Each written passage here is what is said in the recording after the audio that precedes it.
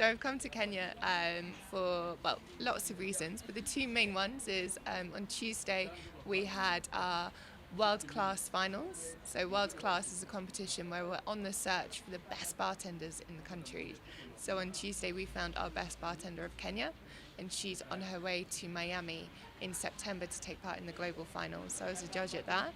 And also on Saturday I'm here to celebrate World Whisky Day, which is happening across the world. Yep, so that's what I'm doing here.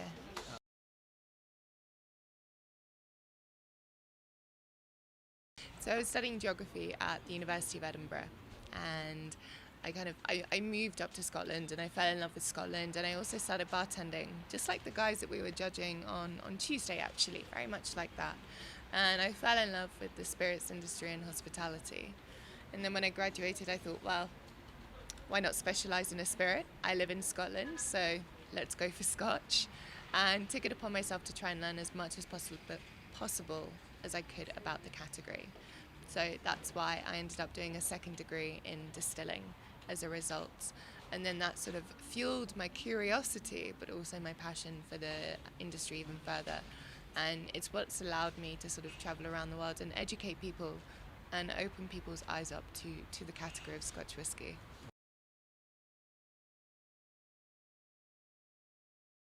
Well, it's a funny story actually. Originally, I was going to specialise in tequila, but then swine flu happened and I couldn't fly to Mexico. So I had to think of something that was a little bit closer to home. It was originally whiskey because I was intrigued by the category while I was bartending. And then I ended up doing my final year dissertation, my thesis while I was at university on whiskey and regional identity. And I think it's because I'd spent that whole year studying about Scotch and travelling around Scotland for it, and then also with my love from bartending. I remember I sat down one day and I was like, do you know what? Whiskey, I'm going to try it. And there's no carved career path. So I thought, well, I'll give it a shot. I'll see what happens. I'll throw myself in there. I'll try and learn as much as I possibly can and literally be exposed to as much as I possibly can within the category, learning from my peers, learning from my mentors. And that's how it happens. Single malts specifically for me is they showcase that distillery. Each distillery, we have 115 distilleries in Scotland, and within Diageo we have 28 malt distilleries. Yeah, and each one of those distilleries has its own expression. It has its own character, its own personality that comes through from the production process.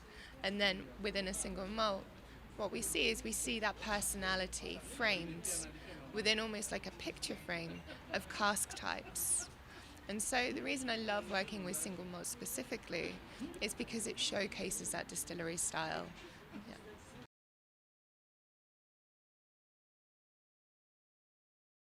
So MORTLACH is a whiskey from Speyside, from the heart of Speyside, from Dufftown. Actually, it's a neighbour to the Singleton of Dufftown, which you can find here in Kenya and Nairobi. And it's a 190-year secret. It was the first legal distillery in Dufftown, founded in 1823. And unlike the Singleton of Dufftown, which has a very smooth, very well-rounded, very mellow, very easygoing character, MORTLACH is unique in the fact that its character is rather thick and viscous and muscular and meaty and savoury and quite umami-esque. So it defies that typical character of what you think whiskies in that area come by.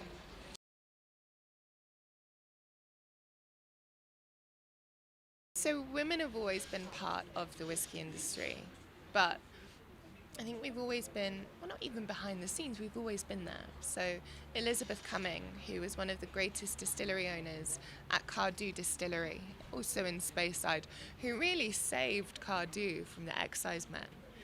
It's a woman. We currently have Georgie Crawford on Isla. Georgie is a female, she's our master distiller at Georgie Crawford, distillery manager.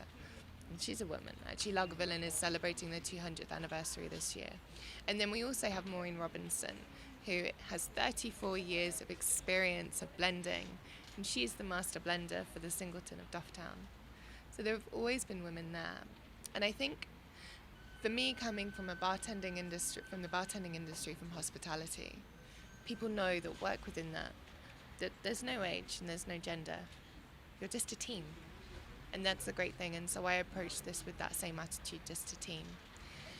From a female perspective, the world is opening up. Stereotypes are very much changing, and people are realizing that whiskey doesn't have to have that, pipe and slippers image of yesteryear. Yeah. And so it's really exciting at the moment. And especially here in Nairobi, actually, tomorrow night I'm hosting a Women Who Whiskey event.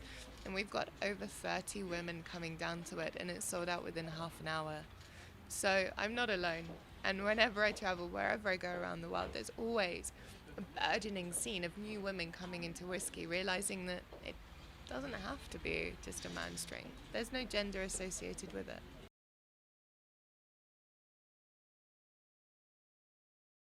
That was quite special. So the 35 under 35 for management today, 2015, I was placed with some fantastic and inspiring women, and it was an absolute honour to be part of it. We all got together five of us got together for a photo shoot, and I remember sitting there on the sofa mid-poses, just wanting to hear more about their stories and about how they've developed their careers. So to be part of that was really quite special.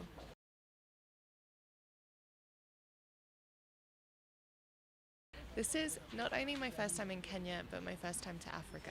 Being in Kenya is great. It's really exciting. We've had a whirlwind week. I've seen a little bit of it. I'm going up to Taita Hills and Salt Lake on Sunday, Monday. From a cocktail perspective, from what we saw on Tuesday, it's really great seeing bartenders use local flavors and bringing them into the mix. I'm fascinated by food and by sort of the culinary scene.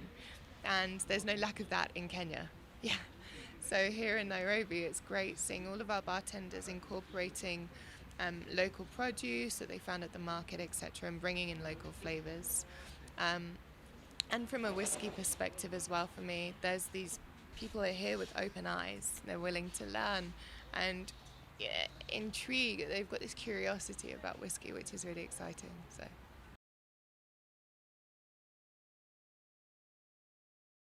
My best experience is the next experience, because I'm very fortunate. I spend 9 months of the year traveling, talking to people about Scotch, and so I'm constantly encountering new incredible experiences. I would say a general fantastic experience for me is when you have people who are new to the category and you're doing a tasting with them, and you can see the cogs start to turn in their heads, and they take a sip and their eyes open up to the flavour, and it's that realisation moment where they go, oh my, and they realise what's inside the glass. Those are some of the best moments.